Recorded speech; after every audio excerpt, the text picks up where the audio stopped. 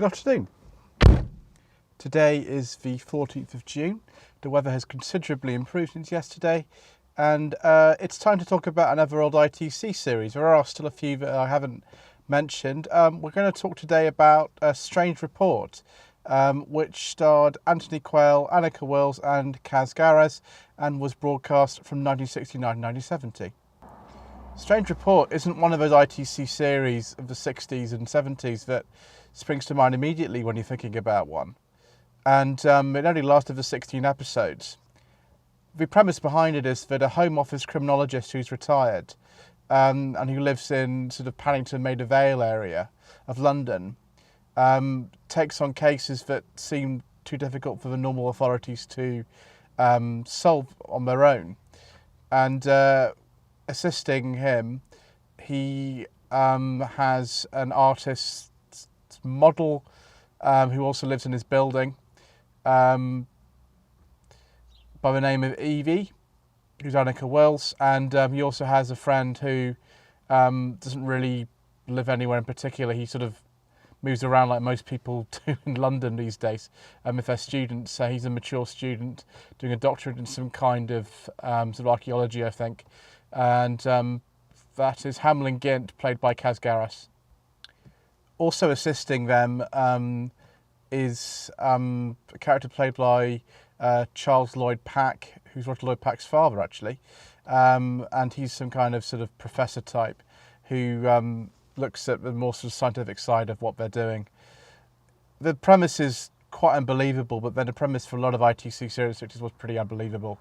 The series had a much more kind of American flavour than other series that ITC made, if that's even possible to believe, because all ITC series were meant to be marketed to America. But this particular one was actually part funded by NBC's Arena Films unit. So it does have more of a kind of Man from U.N.C.L.E. type vibe.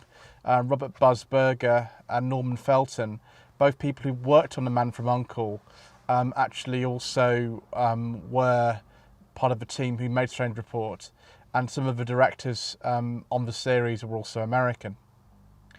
The initial plan for Strange Report was to film 16 episodes in Britain and then another 16 episodes in America to make it more palatable for audiences on both sides of the Atlantic. That didn't actually happen because Anthony Quayle and Anneke Wills didn't want to go to America, and so they only made 16 episodes. It never came to anything. It's a pretty good series to watch. It's very interesting. The episode titles are really strange. They're things like Report 4406, Heart, No Choice of a Donor. Although most people would just say No Choice of a Donor. They're all like that as well, so it's really difficult to remember the full episode titles.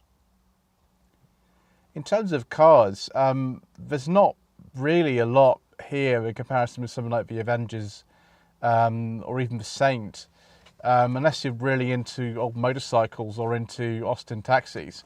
The main car that you see on screen is an unlicensed taxi that Adam Strange or Anthony Quayle uses himself, which is an Austin FX3 taxi from 1957, which is TYK822. I'm pretty sure that they use more than one car, because in one episode they chuck the car into a lake with Strange inside it. The other sort of main vehicle you see, although I'm not really into motorbikes at all, is a 1946 Norton 16H, which looks very old-fashioned in the 60s, but that's probably appropriate for this kind of American postgraduate student who didn't have any money, who sort of ride around London a bit like a hippie, which is Hamlin Gint, Kaz Garras. That's MMC 656. I'm sure that's been scrapped by now. A lot of the other vehicles you see in Strange Report are very ordinary for the standards of the time. There's, for example, an Austin 1100 Mark I in episodes 9 and 13, FMD 981B. In episode 1, there's an Austin A60 Cambridge, LUL 942D. And in episode 6, there's a 1965 Ford Zephyr 6 Estate. That's a conversion that was only available by Abbott's at Farnham. It wasn't a standard estate body on those Zephyrs. MMK 734C. A more interesting car, perhaps, is an episode which Ian Ogilvy guest stars in, which is called Kidnap. I can't think it's, I can't remember the rest of the title, it's too long. Episode 14, where he has a 1967 Austin Mini Cooper, OLR 459E. Some people say that they use more than one car to film that, and actually that's filmed at Oakley Court, which is near Windsor. And they filmed a lot of Hammer horror films and Rocky Horror Picture Show there, which is interesting. And then in 1976, they also filmed New Avengers there, but we'll talk about stuff like that another time. Also, there is another Ford in one of the other episodes, not surprising considering Fords are very popular in Britain. In episode 3, there's a 1967 Ford Katrina Deluxe, again another OLR plate, OLR 470E. In episode 11, there is a 1963 Humber Sceptre. I saw one of those cars actually in a walk around that I did on my channel last month at Hilly Arboretum near Romsey, where a Test Valley motor enthusiast had a later Humber Sceptre, but this one's 983 HLB.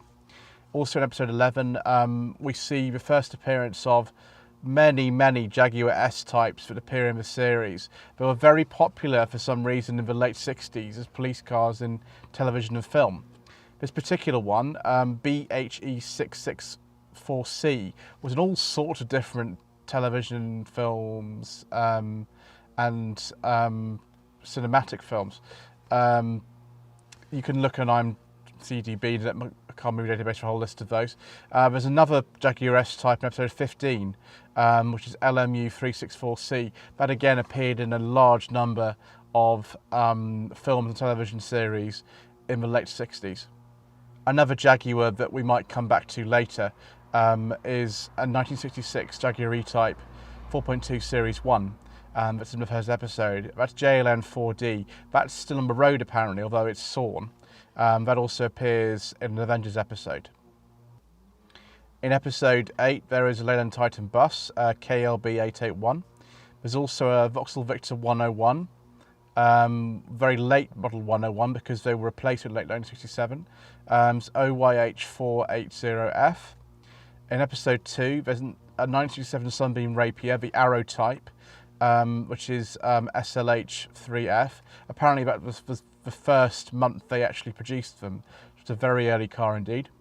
Another car that also features in the Avengers, actually in 2 different Avengers episodes at least, I think actually 3, is a 1966 Rover 2000, JLL376D.